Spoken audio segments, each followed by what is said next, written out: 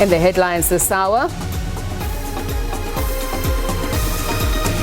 the Reserve Bank has kept the repo rate unchanged at 6.5%. Reserve Bank Governor Leseja Kganyago says the Monetary Policy Committee welcomes the sustained moderation in inflation outcomes. He said monetary policy actions would continue focusing on anchoring inflation expectations near the midpoint of the inflation target range in the interests of balanced and sustainable growth.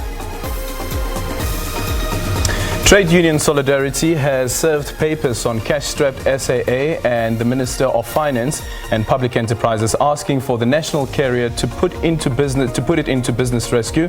Solidarity wants the court to appoint a business rescue practitioner with comprehensive powers to save the airline and restore it to profitability. A crippling strike at SAAir in its 7th day is pushing the airline to the brink of financial collapse. In other news, the Commission of Inquiry into State Capture heard today that former President Jacob Zuma was visibly angry that his name was linked to the landing of the Gupta wedding plane in Waterkloof at the Air Force Base in 2013. Former International Relations Minister Maitengwana Mashabane told the inquiry that Zuma ordered her to find out who had used his name to facilitate the landing of the plane. Bruce Kolwani, who was the chief of state protocol at the time, has admitted to using Zuma's name as well as the names of 2 other ministers to pressure officials to expedite the flight clearance request. Despite this, the then minister still recommended Kolwani to become ambassador to the Netherlands. And the legal team of corruption-accused ANC MP Bongani Bongo wants to make representation to the Western Cape Director of Public Prosecutions to review the decision to prosecute him. Bongo is out on 5,000 rand bail after appearing in the Cape Town Magistrates Court on a corruption charge.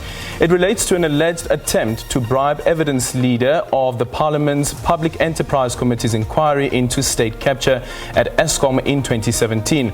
Bongo is the former State Security Minister and the current Home Affairs Portfolio Committee chairperson. The economic freedom fighters have proposed the establishment of additional state-owned enterprises, 8 in total, to promote state-driven stewardship of the economy.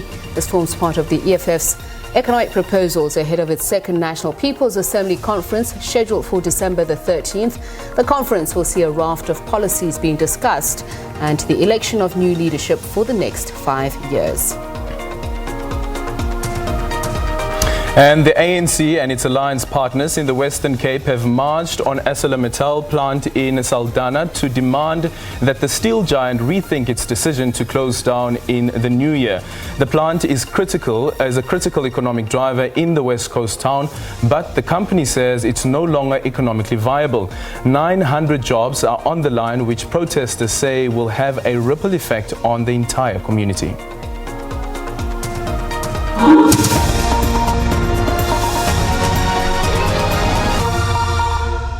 This is the full view. Those have been the headlines this hour, just to bring you up to speed about the big stories of the day. But Aldrin, we have a special